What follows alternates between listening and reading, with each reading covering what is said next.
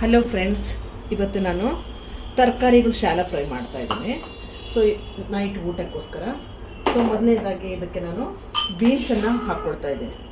ಒಂದು 10-20 ಬೀನ್ಸನ್ನು ಒಂದು ಕುದಿಸ್ಕೋಬೇಕು. ಒಂದು 3 ಕಪ್ಪಷ್ಟು ನೀರು ಹಾಕಿ ಒಂದು ಚಿಟಿಕೆ ಉಪ್ಪು ಹಾಕ್ಕೊಂಡಿದ್ದೀನಿ. ಸೊ ಈಗ ಮೊದಲನೇದಾಗಿ ಬೀನ್ಸ್ ಹಾಕ್ಕೊಳ್ತಾ ಇದ್ದೀನಿ. ಆನಂತರ ಇದು ಬಂದುಬಿಟ್ಟು ಬೇಬಿ ಕಾರ್ನು. ಇದು ಸ್ವಲ್ಪ ಬೇಯಬೇಕು. ಬೀನ್ಸು ಮತ್ತು ಬೇಬಿ ಕಾರ್ನು ಹಾಕ್ಕೊಳ್ತಾ ಇದ್ದೀನಿ. ಬ್ರೊಕೋಲಿಯ ಕೆಳಗಡೆ ಇರ್ತಕ್ಕಂಥ ಒಂದು ದಂಟು. ಸೊ ಇದು ಆರೋಗ್ಯಕ್ಕೆ ಒಳ್ಳೆಯದು. ಸೊ ಇದನ್ನು ಸಹಿತ ನಾನು ಒಂದು ಕುದಿಸ್ಕೊ ಬೇಬಿ ಕಾರ್ನು ಮತ್ತು ಬೀನ್ಸ್ ಬೇಯಿಸ್ಲಿಕ್ಕೆ ಹಾಕ್ಕೊಂಡಿದ್ದೀನಿ. ಈಗ ನಾನು ಒಂದು ಸಣ್ಣ ಕಪ್ಪಲ್ಲಿ ಒಂದು ಅರ್ಧ ಕಪ್ಪಷ್ಟು ಬಟಾಣಿ ಸಹಿತ ಹಾಕ್ಕೊಳ್ತಾ ಇದ್ದೀನಿ. ಇದಕ್ಕೆ ಖಾರ ಬೇಕು ಅಂದರೆ ಒಂದು ಮೆಣಸಿನಕಾಯಿನ ಹೆಚ್ಚು ಹಾಕ್ಕೊಳ್ಬೇಕು, ಬೇಡ ಅಂದರೆ ಬೇಡ. ಈ ಥರ ಒಂದು ಮಧ್ಯಕ್ಕೆ ಸೀಳ್ಕೊಂಡು ಒಂದು ಮೆಣಸಿನಕಾಯಿ ಹಾಕ್ಕೊಳ್ಬೇಕು. ಆನಂತರ ಈಗ ಅದು ಒಂದು 2 ನಿಮಿಷ ಆಗಿದೆ. ಈಗ ನಾನು ಬ್ರೊಕೋಲಿಯನ್ನು ಹಾಕ್ಕೊಳ್ತಾ ಇದ್ದೀನಿ.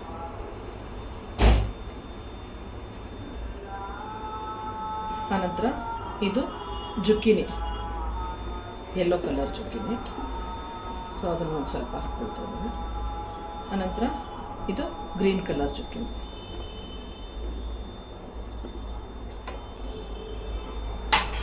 ಇದು ಯೆಲ್ಲೋ ಕ್ಯಾಪ್ಸಿಕಮ್ಮು. ನಂತರ ಒಂದು ಸ್ವಲ್ಪ ರೆಡ್ ಕ್ಯಾಪ್ಸಿಕಮ್ಮನ್ನು ಹಾಕ್ಕೊಳ್ತಾ ಇದ್ದೀನಿ. ಇವೆಲ್ಲವನ್ನು ಒಂದು 2-3 ನಿಮಿಷ ಬಾಯ್ಲ್ ಮಾಡ್ಕೋಬೇಕು. ಜಾಸ್ತಿ ಏನು ಬಾಯ್ಲ್ ಮಾಡಬಾರ್ದು, ತುಂಬ ಸ್ಮೂತ್ ಆಗಬಾರ್ದು, ಸ್ವಲ್ಪ ಬೆಂದರೆ ಸಾಕು. ಪ್ಲೇಟ್ ಮುಚ್ಚೋದೇನು ಬೇಡ, ಹಾಗೆ ಬೇಯಿಸ್ಕೋಬೇಕು. ಬಟಾಣಿ ಮತ್ತು ಬ್ರೊಕೋಲಿಯಲ್ಲಿ ಪ್ರೋಟೀನ್ಸ್ ಇರುತ್ತೆ.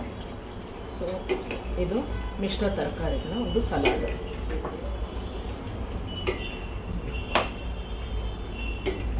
ಚಳಿಗಾಲ, ವಿಂಟರ್ ಸೀಸನ್ ಆಗಿರೋದ್ರಿಂದ ಬೇಯಿಸಿರ್ತಕ್ಕಂಥ ಸಲಾಡು. ಇನ್ನೊಂದು ನಿಮಿಷ ಆಗಬೇಕು. ಈಗ ಒಂದು ಸ್ವಲ್ಪ ಕ್ಯಾರೆಟ್ ಹಾಕ್ಕೊಳ್ತಾ ಇದ್ದೀನಿ. ಈಗ 3 ನಿಮಿಷ ಆಗಿದೆ. ಎಲ್ಲ ತರಕಾರಿಗಳು ಚೆನ್ನಾಗಿ ಬೆಂದಿದ್ದಾವೆ.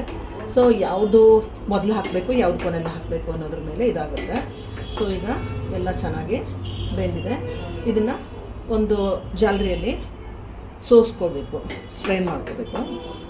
ಬಟ್ ಆ ನೀರನ್ನು ಸಹಿತ ಯೂಸ್ ಮಾಡ್ಕೋಬೇಕು. ಅದು ಸಹಿತ ಒಂದು ಸೂಪ್ ಮಾಡ್ಕೊಂಡು ಕುಡಿಬೇಕು, ವೇಸ್ಟ್ ಮಾಡಬಾರ್ದು.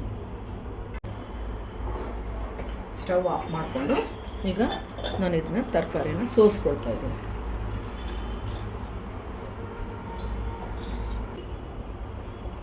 ಎಲ್ಲ ತರಕಾರಿಗಳು ಚೆನ್ನಾಗಿ ಬೆಂದಿದ್ದಾವೆ. 1 ಟೀ ಸ್ಪೂನಷ್ಟು ಆಲಿವ್ ಆಯಿಲ್ ಹಾಕ್ಬಿಟ್ಟು ಸ್ವಲ್ಪ ಶಾಲೋ ಫ್ರೈ ಮಾಡಬೇಕು. ಸ್ವಲ್ಪ ಆಯಿಲ್ ಹಾಕ್ಕೋಬೇಕು.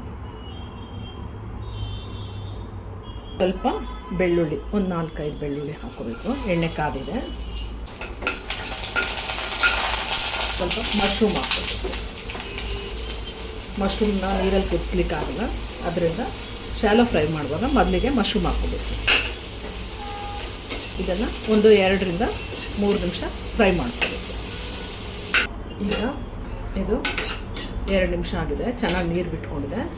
ಇನ್ನೊಂದು ನಿಮಿಷ ಅದು ನೀರಿನ ಅಂಶ ಹೋಗೋವರೆಗೂ ಇದನ್ನು ಕುದಿಸ್ಕೋಬೇಕು.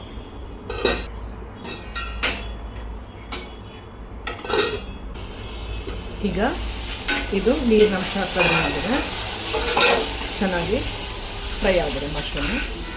ಈಗ ನಾನು ಇದಕ್ಕೆ ಒಂದು ಸ್ವಲ್ಪ ಬೆಣ್ಣೆ ಹಾಕ್ಕೊಳ್ತಾ ಇದ್ದೀನಿ. ಬೆಣ್ಣೆ ಹಾಕ್ಕೊಂಡ್ಬಿಟ್ಟು ನಂತರ ಇದು ಚಿಲ್ಲಿ ಸಾಸು ಮತ್ತು ಒಂದು ಸ್ವಲ್ಪ ಟೊಮೊಟೊ ಸಾಸನ್ನು ಹಾಕ್ಕೊಳ್ತಾ ಇದ್ದೀನಿ.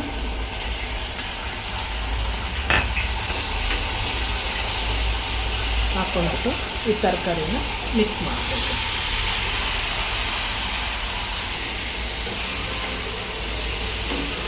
ನೀಟಾಗಿ ಮೇಲೆ ಕೆಳಗೆ ಮಿಕ್ಸ್ ಮಾಡ್ಕೋಬೇಕು.